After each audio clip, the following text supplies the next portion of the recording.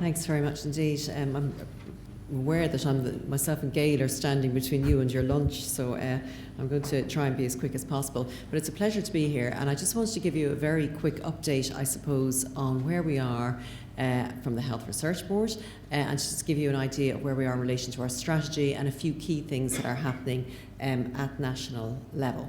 So first, I'm not going to assume that you all know who the HRB is. I know some of you do, and apologies for those of you for whom this is pretty basic, but just to let you know who we are. We're a state agency funded by the Department of Health, and we're responsible for funding health research in Ireland.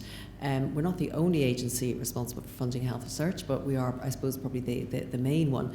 I've just put up a few quick stats there. We have a budget of around 45 million. It's never enough, but that's what we're working with. Funding portfolio around 150 million, and we have a staff of, actually that's a little out of date now, probably closer to about 75 or 80 people. So we have three broad functions, and I suppose they're all to some extent relevant to your area of interest. The first is producing and providing evidence for policy. We have an evidence unit in the HRB who works with the Department of Health, and Bridget gave a very nice summary earlier on of an evidence review that she had been involved in, that the Department of Health would have commissioned or asked the HRB to commission. So that's one area. The other area is around information system for information for service planning, and that's mainly in three areas: drug use, disability and mental health. And then the third area, which is the area I'm responsible for, is that we act as a funding agency for health research in Ireland. So we fund health research, much more over, I suppose, towards the applied end of the spectrum for clinical research, population health research, health services research, and we do that through a variety of mechanisms. So I've just mentioned some of them there: infrastructure, capacity building, and specific project-based support. And we were privileged enough and in a position to be able to provide support at one stage, I think, to the palliative care network, and it's great to see how it's gone from strength to strength. So as I say, we're not the only agency funding health research in Ireland. I'm not going to dwell on this slide, but I mean, our budget is roughly 45-50 million a year. In fact, there's about 150 million a year spent on health research in Ireland, and it comes through a number of different mechanisms. We're there in red, we're an agency of the Department of Health, but there's also a number of other agencies. Department of Education, of course, funds health research through its own agencies, the Irish Research Council and the Higher Education Authority. Department of Business and Enterprise supports health research, or some health research, mainly through SFI, Science Foundation Ireland, and through its other two agencies as well. So there's a number, and we all have, I suppose, different reasons for doing that, and we have different missions. But the point about the Health Research Board is that it's the only agency whose sole mission is to support health research for the benefit of people and for the benefit of the healthcare and healthcare system. The other agencies maybe are about capacity building, training, or research to support the economy. So our current strategy, you'll probably be quite familiar with it, has been running since 2016 to 2020. As I say, our mission is to improve people's health and enhance healthcare delivery. So we're running now up to, I suppose, to the last year of that strategy, and thinking now about the next one. But before I tell you a little bit about where we are in developing the next corporate strategy, I just want to mention where we are with the current one. There's a tendency, I suppose, always to want to think ahead and to plan the next big exciting thing and to think about tomorrow, and that's we're very much involved in that. But of course, we have to live in the present as well. And I just thought I'd mention these things in case you think that we're winding down operations under the current strategy. And each one of these, well, certainly most of them anyway, may provide opportunities for research or for funding opportunities for you and for your community. We've heard a number of it this morning, just a number of I suppose, different topics that would lend themselves to some very nice research. So the first of those, which is out at the moment, we have a call out for definitive interventions. If this is of interest to you, you'll find all of these on the website, so I'm not going to go into any details at the moment, but that one is open, and that's all around evaluating definitive interventions or doing feasibility studies. We'll shortly be putting out a call for emerging investigators, so that's a postdoc level, and these are quite generous awards, certainly by the standards here in Ireland. So again, that might be something of interest. Again, next year we'll be putting out a final call through the current strategy for collaborative doctoral awards. So this is a PhD training scheme where we fund a group of PhD trainees in a particular thematic area. So again, that's something that you might want to think about. We'll be opening a call for investigator-led projects in those areas there. And we will also be putting out a call for clinical trial networks, which again, you'd have to go back into the detail, have a look at the detail of that to see if it's something that's of interest to you, but it's supporting networks in Ireland with the aim of developing a portfolio of investigator-led trials, and that's relevant to health and social care needs. So again, you might want to just keep an eye out for these calls. Some of them are live at the moment, and some of them will be coming out shortly in the final year of our strategy. Okay, so just to mention very briefly the context for our next HRB strategy, because some of these things are happening at national level, and they're just things you might want to know about. The Department of Health has now got a unit working there whose focus is on developing and coordinating health research in Ireland, and they plan in 2020 to set up an R&D forum for health research, which is an important way, I suppose, of bringing together and coordinating all of the different actors in Ireland who are involved in health research and trying to have some kind of a coherent and a coordinated strategy. And their first job will be to put in place and develop a health research strategy, and they're aiming to start that work in 2020, and that's going to build on work that was done, if you remember, way back in 2009, where they published an action plan for health research, most of which has actually been implemented. Some of it was not implemented, but most of it was. So that'll be their main area of focus to begin with. But also at the moment, the HSE has finally put in place a director of research strategy in the HSE, and that's Dr. Anna Teres, and they will in December be launching their action plan for health research and also a health research governance framework. So you can see how it's starting to come together a little bit, and we're starting to see a lot more coordination at national level, certainly from the Department of Health and the HSE. The other context, I suppose, important context for our next strategy is around Care implementation. As you know, the Health Transformation Programme, that's a 10-year transformation programme of our health service, and that's going to provide a number of opportunities, I think, to work with the health system to drive the research and evidence agenda there. And a few more things to mention. The Department of Health has asked and the HRB to take on responsibility for establishing a National Research Ethics Office.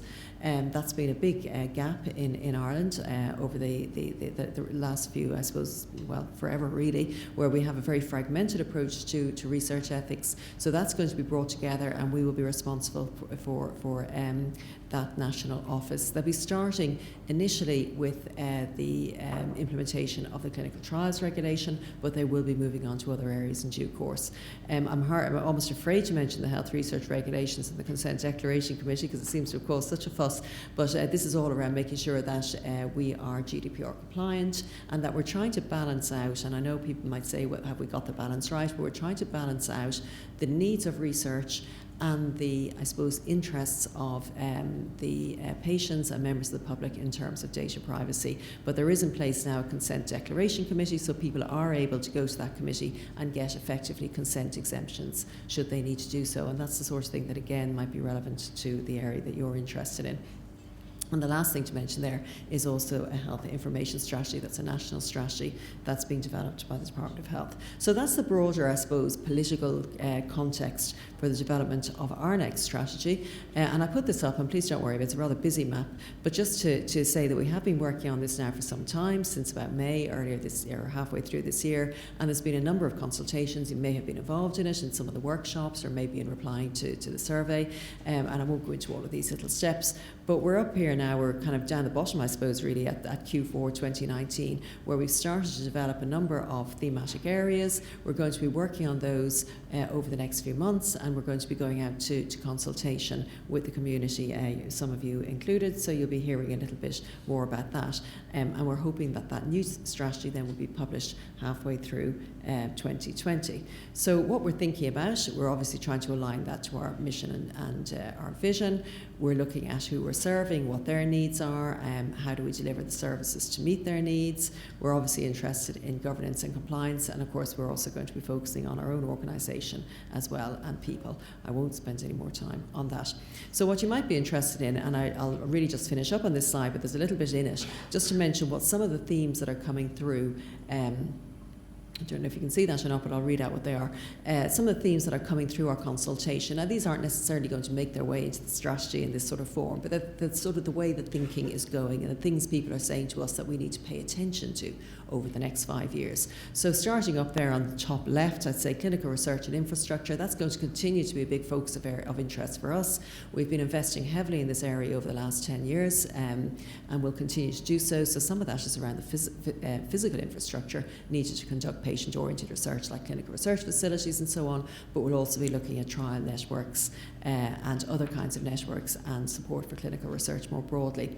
Going around in clockwise direction, we all know Horizon Europe is coming out shortly, 2021. We're very strongly focused on EU and international engagement. We're conscious that we're a very small island, small players, so we obviously want to engage as much as we can internationally. We have a number of international collaborations on the go at the moment, so we'll be focusing on that, and the HRB intends to develop an international strategy as well over the next year or so. The third one there is around enabling an applied health data infrastructure. That's all about the infrastructure for data. We've put a lot of effort into the infrastructure for clinical research, but we want to do the same thing for data and data use, for example, data linkage and being able to link data sets and so on, and do that in a safe way with proper governance. So we'll be looking at that. Going there round to the right, we will have a focus in some shape or form on population-based research for prevention and well-being. That will be another targeted area for us, and again, that's an area we have invested in down through the years, but we will continue our focus on that. One of the things that came through our consultation was the importance of embedding research in health and social care decisions. So that's really about how do we build that link between the researchers, the policymakers and practitioners, and to make sure that the research that people are doing, the very good quality and interesting research that people are doing, is brought forward and actually informs decisions at policy level and also at practice level as well. At the bottom there you'll see public and patient involvement. We started work on that a few years ago in the HRB, and we've been trying to build capacity in Ireland to bring in members of the public and patient into research at all different levels, not just as subjects clearly, but in terms of helping us to think about what the research questions should be, and also in helping us to review our research proposals. So we will certainly continue to build on that. The whole question of research impact is a very big area for public funded agencies. You know, we were asked all the time, you know, what's the point of what you're doing? What's the impact of what you're doing? Is it value for money? So we want to work on that.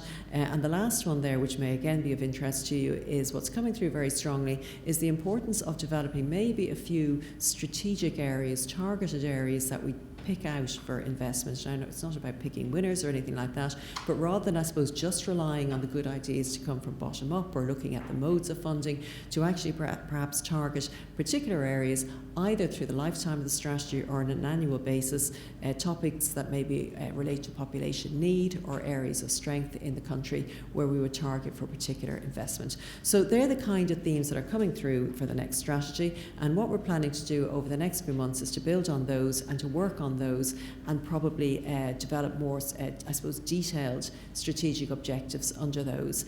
And to do that, we'll be bringing that out, I suppose, on a little bit of a roadshow, and we'll be consulting with people. So you'll hear a little bit more about that over the coming months. So I'm going to leave it at that because I don't want to eat into any more time, and I know Gail is up next to tell you about Northern Ireland. So thank you very much indeed.